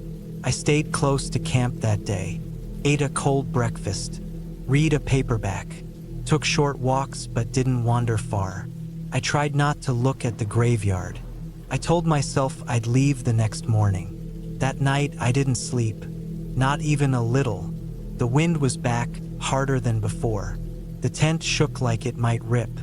I lay on my back with the flashlight in my hand and the knife tucked beside my ribs. Around 2 a.m., I heard the sound again. Metal. Scrape. Pause. Scrape again. I turned off the flashlight. I didn't want to draw attention. I slid to the front of the tent and looked out through the mesh. The figure was back, but this time it wasn't alone. There were 2 of them, standing side by side, not moving, not bending, just watching. I couldn't see their faces or anything like that, just dark outlines in the wind, framed by the tombstones. They stood there for a long time. Then one of them moved, a slow, dragging step forward. Then a second step. Then it bent just like before. They were doing it again, inspecting the graves. One bent while the other stood. Then they switched. Then both walked slowly to the left and started over, like a slow ritual. No noise. No light, just wind and the scrape of old wire. I stayed still all night. When the sun rose, they were gone. That morning, I packed everything. I didn't eat. I didn't stop. I got my tent down in under 5 minutes. I folded nothing. I shoved it all into my pack and left. I hiked down without looking back. When I reached the truck, I drove 10 miles before I even checked the rearview mirror. I didn't tell anyone at the time. What was there to say? I didn't see a crime. I didn't see anything I could explain. But I felt something. I felt it deep in my chest, like a warning you only get once. 3 months later, I saw a post on a backcountry forum. A guy asking if anyone had camped near Graveyard Ridge. He said he found broken ground and fresh wire. Said his trail cam picked up strange movement at night, 2 shapes, slow moving, low to the ground. He didn't go back either. I still camp, but I stay in the woods now. I keep close to towns. I check maps for old cemeteries and avoid them. I don't care how small or abandoned they are. I've learned something about places like that. Something simple. Sometimes you're not supposed to watch. Sometimes you're the one being watched. And sometimes they come back the second night.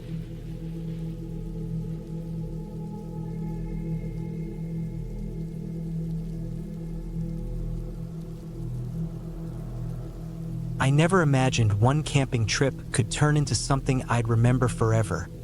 A story I'd carry in my mind like a warning.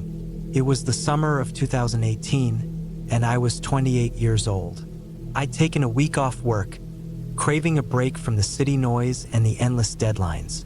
The plan was simple. Head deep into the Pine Hollow National Forest in northern Minnesota, set up a camp, and spend some days alone with nature. No phone signal, no internet, just me and the woods.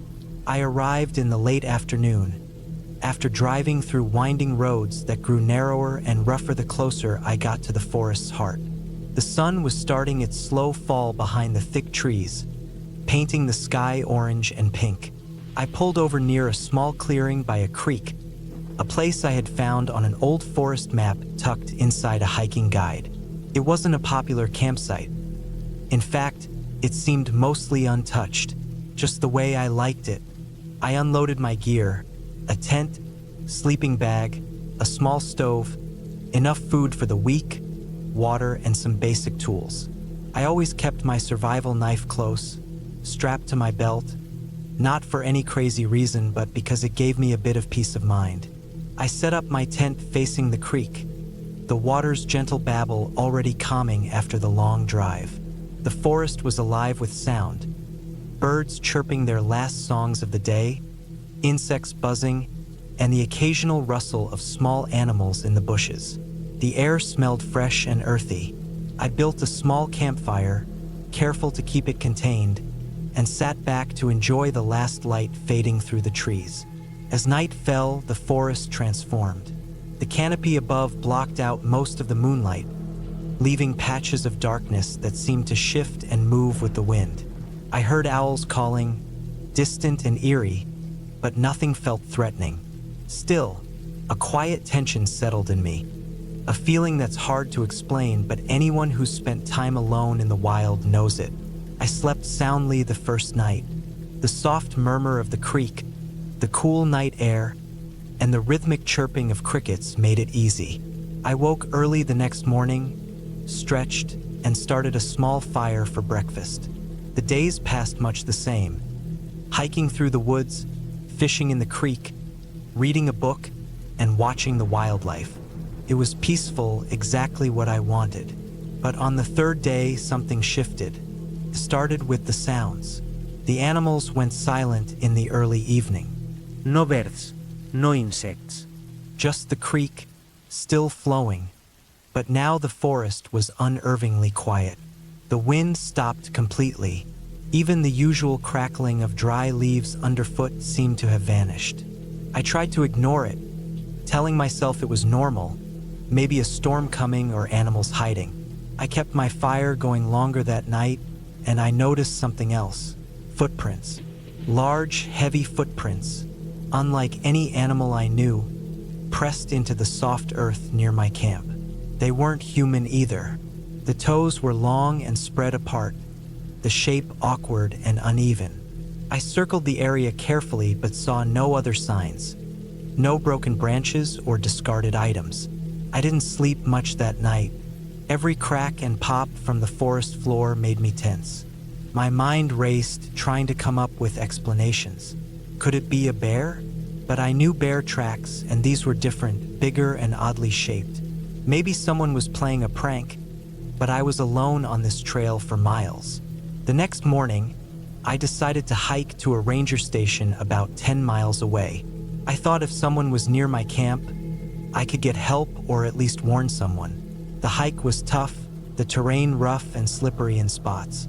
As I walked, I kept my eyes on the ground, looking for more signs. Near a fallen tree, I found more prints, leading away from my camp deeper into the forest. The prints were fresh. I hesitated but kept following, heart pounding. The further I went, the more I realized I was not alone out here. By midday, I reached the ranger station, an old, small wooden building with peeling paint. No one was there. I knocked, called out, but no answer. Inside, it was empty, cold, and abandoned. Maps and some supplies lay scattered, and a dusty logbook showed no recent entries. That's when I heard it. A low growl from just outside the window. I froze, staring out into the dense trees. Something large moved slowly between the trunks, just out of clear sight. It was big, maybe larger than a man, but I couldn't make out details. My skin prickled, and I quietly backed out of the station, heading back the way I came. The sun was starting to lower again, and I knew I needed to get back to camp before dark. The thought of that creature, whatever it was, made my steps quicken. I stayed on the path, trying not to make noise. By the time I got back to my tent, dusk had settled fully. I packed quickly, deciding to leave immediately. I didn't want to spend another night here with that unknown thing lurking around. I grabbed my pack and started walking toward my car. Then I heard it behind me, footsteps, heavy and slow, like someone was following but careful not to hurry. I stopped, heart in my throat, listening hard. The forest was silent except for those steps. I moved again, faster now, keeping my eyes on the path. The steps mirrored mine, never getting closer but never disappearing either. Panic rose inside me, cold and sharp. I forced myself to stay calm, thinking about what I could do if this thing came at me. After what felt like hours, the footsteps vanished. I kept walking, finally breaking through the tree line to the road. My car was there, shining in the fading light. I jumped in, locked the doors, and started the engine. Driving away, I glanced in the rearview mirror, but the forest looked calm again, as if nothing had followed me. The next day, I called the park rangers from a nearby town and told them what I had seen and heard. They said they hadn't had any reports of unusual animals or people in the area, but promised to check it out. I never went back to Pine Hollow. That summer trip, meant to be a quiet retreat, became a lesson in respect for the wild and its secrets. Sometimes, the scariest thing isn't ghosts or monsters from stories, but the unknown, things that live in the shadows and leave only footprints to tell their tale.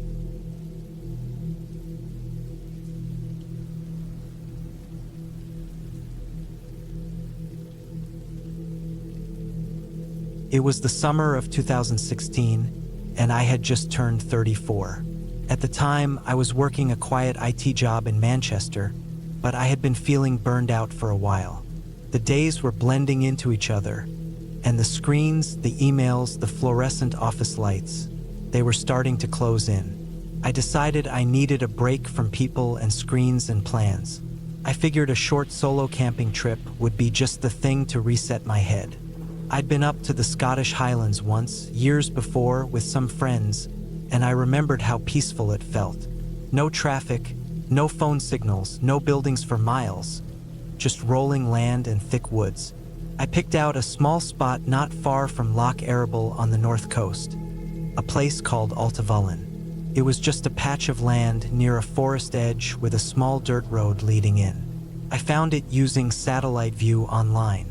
No trails, no campgrounds, just wild land. It seemed perfect. I left early on a Wednesday morning in July, hoping to beat the weekend hikers. I drove my 2007 Vauxhall Astra, packed with my old tent, camping gear, water, food for 3 days, and a small first aid kit. I also brought a new waterproof jacket I had bought the week before. The forecast had mentioned light rain, which I didn't mind. I thought it might even add to the feeling of being away from it all. The drive took about 10 hours with breaks. The roads grew narrower as I moved farther north. The town sparser, the skies wider. By the time I reached the last stretch of gravel road leading to the spot I'd marked, the sun was low and the sky was getting that cold pink tone it sometimes gets before rain.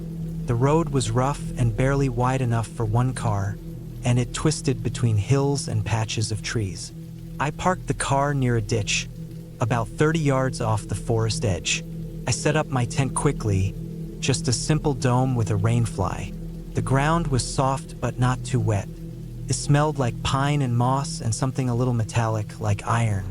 I boiled some water for a packet meal, ate in silence, and just listened to the breeze moving through the trees. Felt good, isolated, clean. I read a bit from a book I had brought, zipped up the tent, and drifted off sometime after dark. The first night passed quietly, just the occasional rustle of wind or a bird. I woke early, stretched, and walked around the area. There was a stream maybe a 10-minute walk away, and I filled up my filter bottle there. I didn't see another soul all day, just some small animal tracks in the mud and a buzzard overhead. I didn't mind the silence. It felt like my brain was finally starting to unclench. The rain started just after dinner that evening, a light tapping at first. I was in my tent reading when it picked up into a steadier rhythm. It made the forest sound deeper, like everything was breathing slower. I fell asleep listening to it. I woke sometime in the middle of the night. At first, I wasn't sure why. The rain was still falling steadily, and the tent was dry inside. But something had pulled me out of sleep. I lay there still for a moment, listening. It wasn't fear exactly, but there was a tightness in my chest. My ears were searching for something, I just didn't know what. Then I heard it, something other than the rain. It was faint, a crunch, then another, soft, deliberate. Not wind, not falling branches. It sounded like feet on gravel. Slow, one step, pause, another, like someone walking without wanting to be heard. I held my breath. I listened harder. The steps didn't come closer. They just stayed, maybe 20 or 30 yards from the tent, behind where I had parked the car. Then silence again, only rain. I waited. Minutes passed. I heard nothing else. I tried to tell myself it was probably an animal. A deer maybe even a fox. But it had sounded heavier, slower. I forced myself to breathe normally and eventually drifted back off. By morning, the rain had eased to a mist. I unzipped the tent and stepped out slowly. The grass was soaked, and the sky was a flat gray. Everything smelled like wet bark and soil. I walked around the camp. Nothing looked disturbed, but I couldn't shake the unease. It sat low in my stomach like a cold stone. I walked toward the gravel road where I'd parked. I scanned the ground without really knowing what I was looking for. I found it about 20 feet behind the car. Partial footprint, just the heel and part of the tread from a boot, pressed into the wet gravel and thin mud. Not mine, too wide. I stood there for a long time just staring at it. I looked around, but the rest of the ground didn't show anything clear. Just flattened grass here and there. Could have been anything, but that one print stayed with me. I didn't pack up that day. I wanted to believe it was just a hiker passing by. Maybe someone using the road to get through the woods. I didn't want to feel stupid cutting the trip short. I spent the day closer to the tent, made a fire when the rain paused, and stayed alert. That night, the rain came down harder. I stayed zipped up tight in the tent, light off. I lay awake for hours, just listening. At some point, I drifted off. Then I heard something again. A sharp noise this time. Not a footstep, more like a scrape.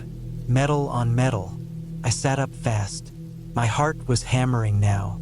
I pressed my ear to the side of the tent. Came again. A kind of quick, soft rattle. It was the sound of my car door handle. I didn't move. I just sat there, breathing through my nose, feeling my pulse in my fingertips. Then the sound stopped. More silence. No footsteps this time, just the rain. I didn't hear anything else for what felt like hours. At dawn, I got out of the tent fast and moved straight to the car.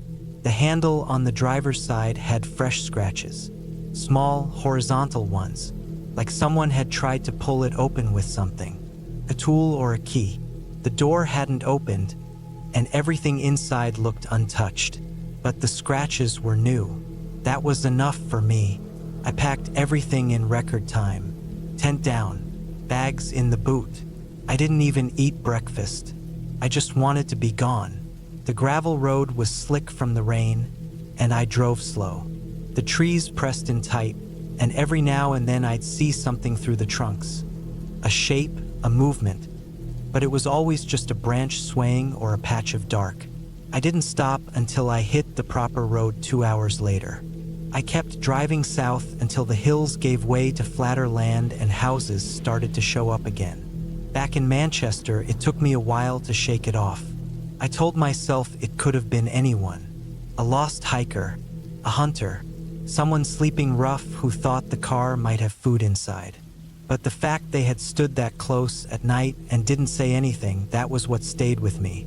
They didn't knock, didn't call out, just watched, maybe. Weeks later, I cleaned out the boot of the car and found something wedged under the spare tire. A bit of plastic. It looked like a snapped piece from a SIM card tray. I hadn't seen it before. It was scratched and cracked like it had been stepped on. No reason it should have been there. I hadn't used the back part of the boot for anything but my gear. I threw it out. I didn't want to think too hard about it. I haven't gone solo camping since. Not because I'm scared of the woods or the rain or being alone. I just realized something on that trip, that it's not the wild you have to watch for. It's the people who move through it without being seen. The ones who don't want to be heard. The ones who don't belong there, same as you, but are out there anyway. Watching, waiting. That trip gave me the peace I was looking for, in a way, but not the kind I expected. It taught me that peace isn't just about silence or nature. Sometimes it's knowing when to leave, when to listen to your gut, when to pack up and go, even if you don't know exactly why. I listen more now, and I don't ignore the sound of gravel shifting in the dark.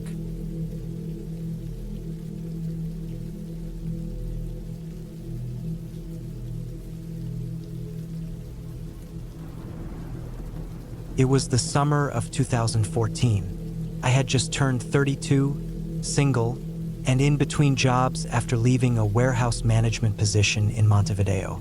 I wasn't in a rush to find the next thing, and I had a little money saved, so I decided I'd take some time and do something I hadn't done in years.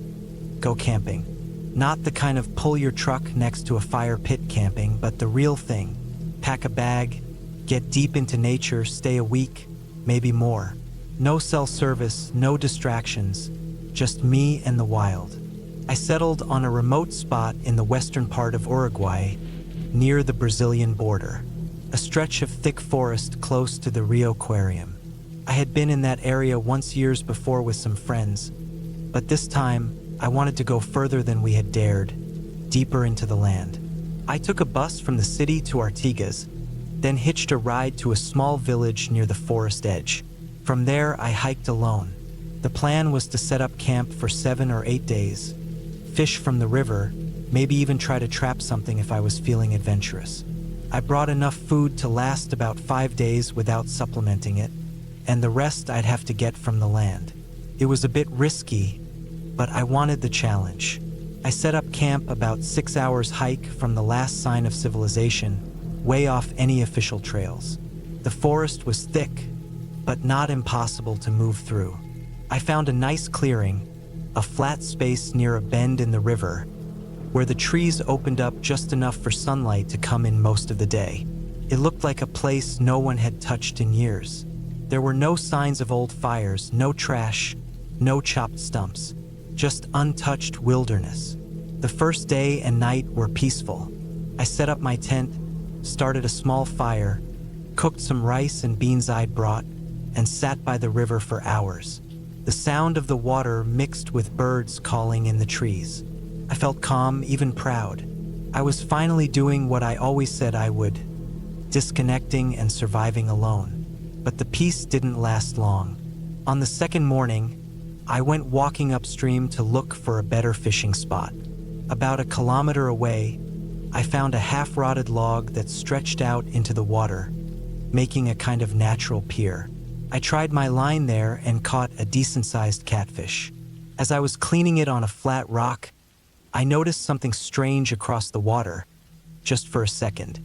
A flash of movement, not an animal, but not quite human-looking either. It was more the way it moved, slow but deliberate, like it didn't want to be seen but didn't care enough to fully hide. I stared at the spot, but nothing moved again. I figured it must have been my eyes playing tricks. Forests do that to you. Shadows bend, trees sway, and you start seeing things.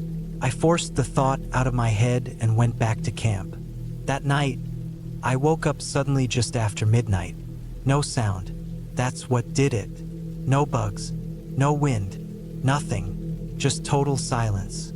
Felt wrong. The forest never really goes silent unless something's not right. I didn't hear footsteps or twigs breaking, but I couldn't shake the feeling that I was being watched. I stayed inside the tent and waited. Eventually, the sounds came back. First a bird call, then the chirping of insects. I told myself it had just been a big predator nearby, maybe a jaguar or wild boar. Still, I didn't sleep much after that. The next morning, I walked downstream to collect some dry wood.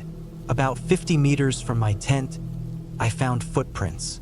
Bare feet, adult-sized. One set, maybe two. At first I thought maybe they were mine from the day before, but they were fresh. The top layer of the dirt was still moist, and I could see where the edge of one print had collapsed slightly, like someone had just passed by that morning. I hadn't walked that direction since I'd arrived. I followed the tracks for a bit, but they faded into the underbrush after a short distance. That was the first real moment I thought about packing up. I sat on a log for a long time with my boots off, just staring into the trees, thinking. I hadn't seen anyone. I was hours away from any road. The odds of someone else being out here at the same time as me, in this exact spot, were nearly zero. But I told myself maybe a local hunter passed through, or someone fishing the river. I stayed. I told myself I'd give it one more night, but I kept my knife close. That night, I didn't cook. I didn't start a fire. I just ate a protein bar cold and stayed inside the tent. I zipped everything up tight and laid still, listening. Every snap of a twig or rustle of leaves put me on edge. Around 2 a.m., I heard what sounded like a whistle. Just once. Short and high. I sat up immediately, heart racing. The sound came from the direction of the river, maybe 30 meters away. I stayed frozen for over an hour. Nothing else came. No voices, no movement, no more sounds. Eventually, I laid back down and stared at the roof of the tent until daylight. In the morning, I checked the area. Nothing obvious. No footprints this time, no disturbed brush. But my gut was telling me I wasn't alone. I started packing up.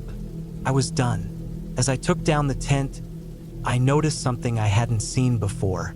On a tree about 10 meters from where I'd been sleeping, someone had scratched into the bark. It was a symbol almost like a triangle with an X through it. Not natural, not old either. The wood underneath was still pale and fresh. I didn't know what it meant, but it didn't feel like a good sign. I packed fast and started walking the same direction I'd come in from. The forest felt tighter now, darker even though the sun was out. I moved fast, not resting much, just trying to get back to the edge before nightfall. But somewhere along the way, I took a wrong turn. I didn't realize it until I hit a steep hill I didn't remember coming down. I tried to backtrack, but everything started to look the same. Trees, rocks, fallen logs. I'd marked a few trees with little scratches on the way in, but I couldn't find any of them now. My hands were shaking when I checked my compass, and the needle spun weirdly for a second before steadying. I wasn't far enough out for magnetic interference, but I didn't stop to think about it. I picked a direction and kept moving. The sun started dropping. The trees blocked most of the light. I knew I wasn't going to make it out before dark. I stopped in a small hollow and set up the tent again. Just the basics this time, no fire, no noise. I ate the last of my cold food and stayed alert. Around midnight, I heard movement. This time, it was closer. Not fast, not loud. Just slow crunches in the dry leaves. I didn't move. I held my knife and barely breathed. The sound circled the tent once, then stopped. A minute later, I heard something even worse. A soft exhale, right near the flap of the tent, like someone breathing just inches away. I didn't dare unzip it. I waited, and after a while, the breathing stopped. The crunching leaves moved away. I didn't sleep. As soon as the light came, I packed again and kept walking. Every time I thought I recognized something, it turned out to be wrong. It took me 2 full days to find the edge of the forest again. I barely ate. I didn't rest much. I just kept moving. When I finally got back to the dirt road near the village, I collapsed on the side and sat for an hour before I had the energy to move again. I flagged down a man on a motorcycle and paid him to take me back to Artigas. Back in the city, I booked a room and stayed indoors for 3 days. I couldn't stop thinking about it. The footprints, the whistling, the breathing, that carved symbol. I told myself it had to be someone living out there. Some hermit, maybe a criminal hiding in the woods. Maybe more than one. Whoever it was, they didn't want me there. They never said a word, never showed themselves fully, but they made it clear. Months later, back home in Montevideo, I looked into it again. I found an old news article about illegal camps in remote parts of Uruguay and southern Brazil. Groups that stayed hidden, avoided contact, and were hostile to outsiders. The article was vague, mostly speculation. Nothing official. No names. I don't know who was out there. I don't know what they wanted. But I've never gone camping alone again. And I never will.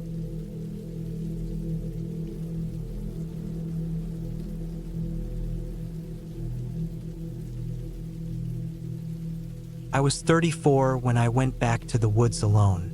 It was early October 1998, and the air was already biting cold at night.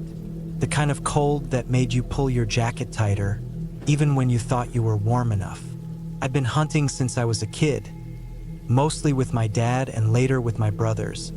But this was different. I was going by myself, deep into the hills of western Pennsylvania. Not the kind of place tourists come to, but the kind of place you go to when you want to be truly alone. The plan was simple.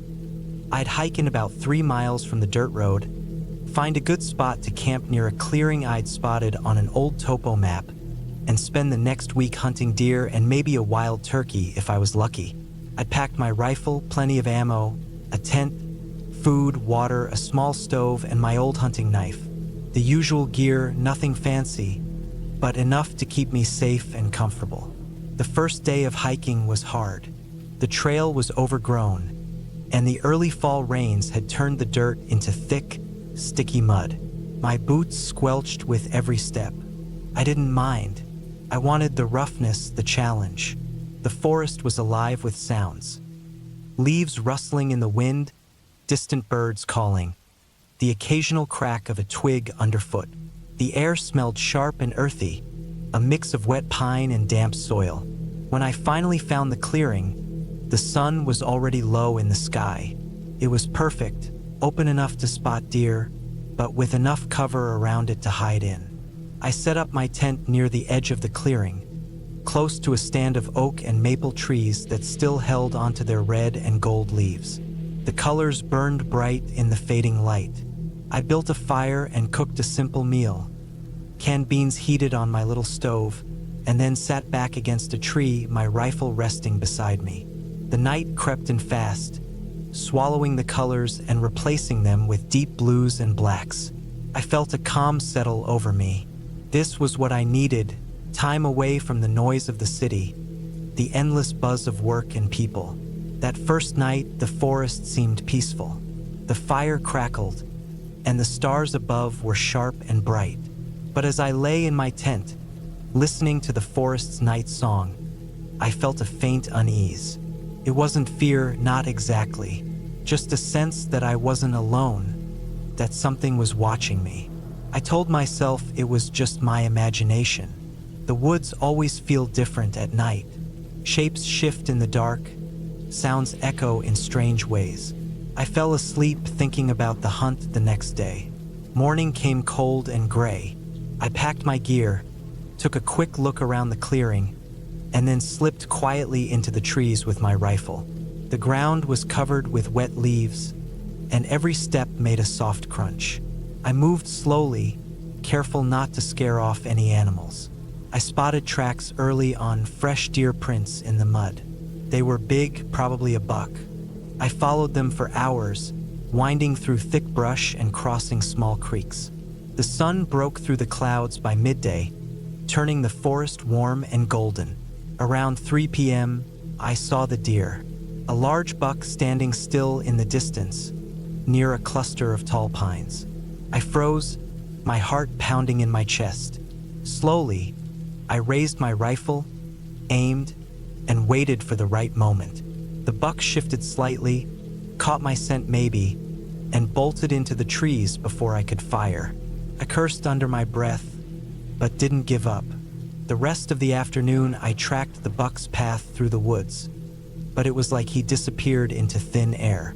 As dusk fell, I headed back to camp, tired but hopeful. That night, as I lay in my tent, I heard noises. Not the usual forest sounds, something different. Low, slow footsteps, like someone walking carefully through the underbrush. I grabbed my flashlight and peered out, but saw nothing. No movement, no shadows. I shook my head and settled back down, but sleep was hard to come by. The next morning was even colder. Frost covered the leaves and ground. I lit a fire to warm myself and eat breakfast. I felt the weight of solitude pressing down on me. It was one thing to be alone in the woods during the day, quite another at night.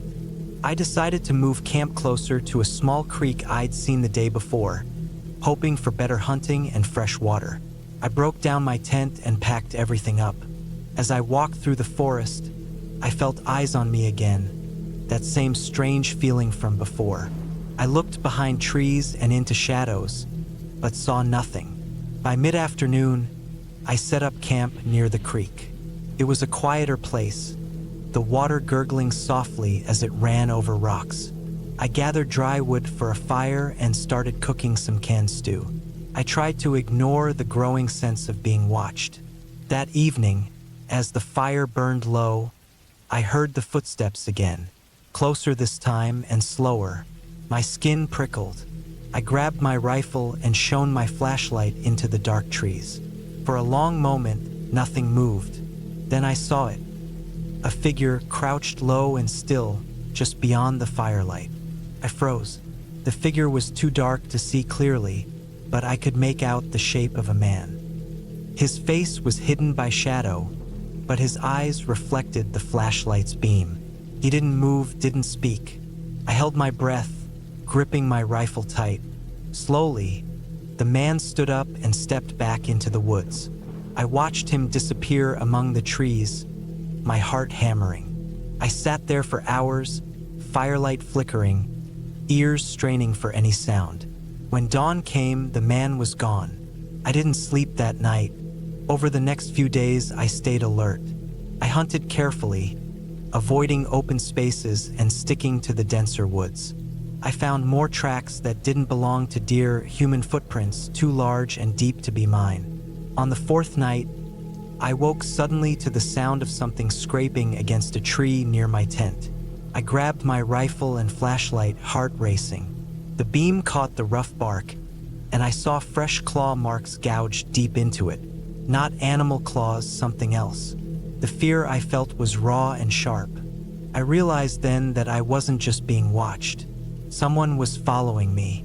Not a friendly hunter or ranger, but someone with another purpose. I stayed awake the rest of the night, flashlight scanning the woods, rifle ready. Morning never felt so good. I packed up immediately and started hiking back to the road. I didn't care about the hunt anymore. All I wanted was to get out. The hike back felt endless. Every crack of a twig, every rustle of leaves made me jump. I kept glancing over my shoulder, but I never saw the man again. I imagined him watching, waiting, somewhere out there in the shadows. When I finally reached my truck, I locked the doors and started the engine without hesitation. As I drove away, the forest swallowed the dirt road behind me.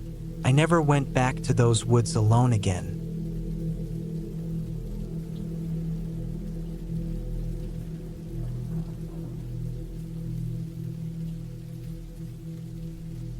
It was the summer of 2007 when I decided to go camping alone. I was 28 years old at the time, working a regular office job in Portland, Oregon, and I was desperate to get away from the noise and stress of the city. I had been camping before, but mostly in groups or with family. This trip was different. I wanted solitude, a chance to disconnect completely and find some peace in the wilderness. So, I chose a spot in the Cascade Mountains about 2 hours east of the city. It was a place I'd heard about from a coworker who swore by its quiet beauty and the good fishing in the nearby river. I packed my old Jeep with everything I thought I'd need: a tent, sleeping bag, food for 3 days, water filters, a small stove, fishing gear, and a basic first aid kit. I made sure to bring extra batteries for my flashlight and my phone, even though I didn't expect much signal out there. The Jeep rumbled along the winding roads until I reached the trailhead. The air was crisp and smelled of pine and earth. It was early morning, the sun just beginning to burn through the trees. I unloaded my gear, slung my backpack on, and started walking up the narrow trail. The hike in was about 4 miles through dense forest, tall evergreens, and thick underbrush. The ground was soft with fallen needles and damp moss, and the sound of birds and small animals filled the air. The trail was quiet, except for the crunch of my boots and the occasional snap of a twig underfoot. Every now and then, a squirrel darted across the path or a woodpecker hammered at a tree trunk. I felt a kind of calm settle over me as I walked, the city and its worries already starting to feel far away. After about an hour and a half, I reached a clearing beside a small, slow-moving river. It was perfect, a flat spot with soft grass and enough space to pitch my tent close to the water. The river's surface reflected the bright blue sky, and the sun warmed my back. I set up camp quickly, feeling the familiar routine of spreading out my tarp, pitching the tent poles, and securing everything with stakes. I took my time making a small fire pit with stones I found nearby. The area felt untouched, quiet except for nature's sounds, and I could feel myself relaxing deeper. That first afternoon, I spent hours fishing in the river. The water was clear and cold, and I watched small fish dart beneath the surface. I managed to catch a couple, enough for dinner. Cooking over the fire felt good. The slow, steady work of cleaning, gutting, and cooking the fish soothed me. I ate slowly, savoring the simple meal under the open sky. As dusk fell, the forest around me darkened, and the stars started to appear, one by one. I lay in my tent that night, listening to the river's gentle rush and the distant calls of owls. The peace was almost overwhelming. The next day was warm and bright. I woke early, brewed some coffee on my small stove, and packed a light day pack. I planned to explore deeper into the forest and maybe find a better fishing spot upstream. The woods were thick, with towering pines and a dense canopy that filtered the sunlight into dappled patterns on the forest floor. The air smelled fresh and earthy. As I walked, I noticed the faint rustle of leaves and the occasional snap of a branch. Small animals scurried away as I passed, and I caught sight of a deer disappearing into the trees. The trail I followed was faint, overgrown in parts, but still visible. It twisted alongside the river, sometimes climbing rocky banks, other times dipping close to the water. I felt good physically, my legs strong from the hike in, my mind clear. I stopped frequently to take pictures, to drink water, or to just sit and listen. The forest seemed alive and ancient, a place where time moved differently. About halfway through my day hike, I reached a narrow gorge where the river narrowed sharply and tumbled over rocks into a small waterfall. It was beautiful, the water frothing white and cool spray filling the air. I decided to rest here, sitting on a large flat rock close to the edge. The sound of rushing water was loud but soothing. I took a small snack from my pack and watched the water dance in the sunlight. That's when I noticed something off. About 100 yards downstream, near a bend in the river, I saw a figure. At first, I thought it was a fisherman like me, but the figure didn't move much. It was standing oddly still, almost like a statue. The clothing was dark, blending into the shadows of the trees, and the person's head was turned away, looking downriver. I didn't want to spook anyone, so I stayed quiet and still, watching. After a few minutes, the figure moved slowly, stepping carefully along the bank. I decided it was time to turn back. I had seen enough.